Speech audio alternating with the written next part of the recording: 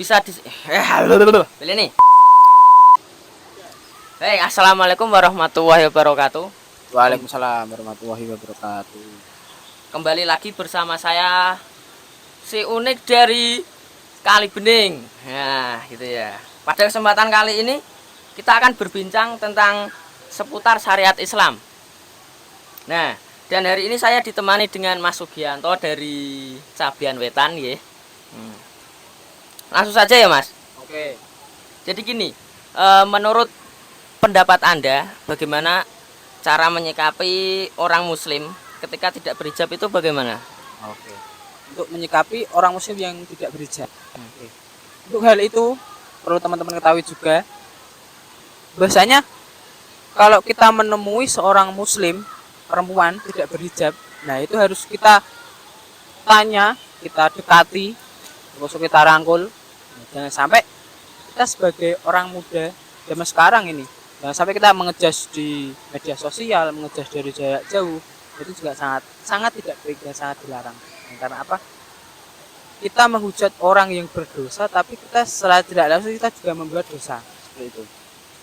Nah, terus bagaimana cara mengatasinya? Nah, pertama kita lihat dulu, oh orang ini siapa sih? Kok bisa dia orang Muslim kok nggak berhijab? Kita cari tahu dulu. Yang pertama kita cari tahu dulu, Mas, nanti dia ini backgroundnya keluarga seperti apa, terus pergaulannya seperti apa.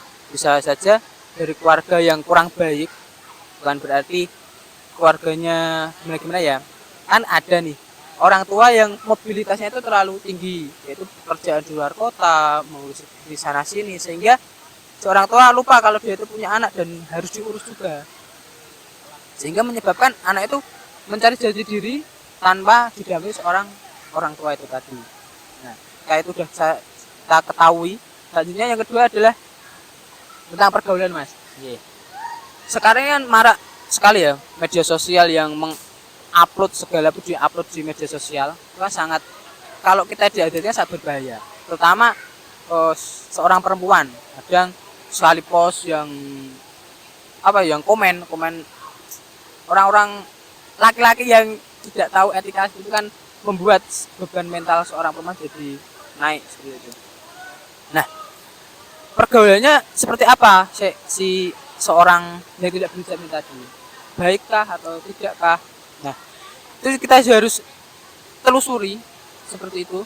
Nah, ketika kedua hal besar tadi sudah kita ketahui, alangkah baiknya kita memberitahu, dan syukur-syukur itu bisa dirubah, dan seorang yang tidak berhijab ini karena kesadarannya dari kita yang menyadarkan tadi itu bisa berhijab.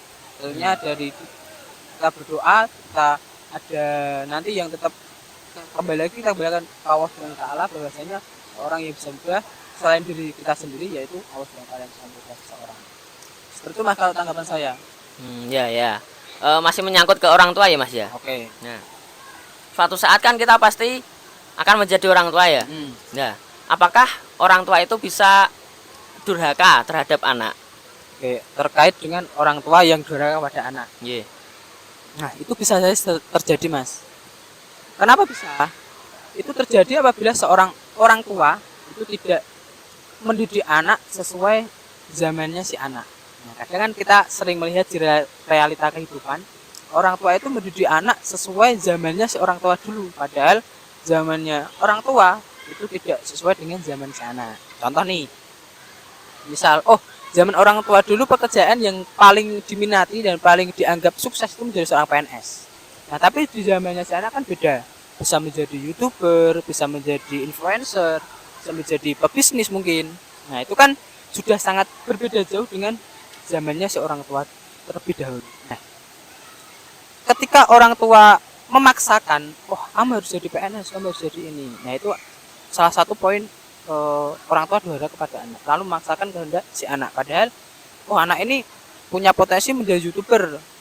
Alangkah baiknya seorang orang tua itu ya mendukung, memfasilitasi sebisa mungkin, dididik, anakku bisa menjadi YouTuber, bagaimana caranya saya bisa mengoptimalkan karya si anak ini. Nah, selain itu orang tua harus tetap mendampingi, Mas, supaya gerak-gerik anak, kegiatannya tidak menyimpang dari syariat Islam itu tadi.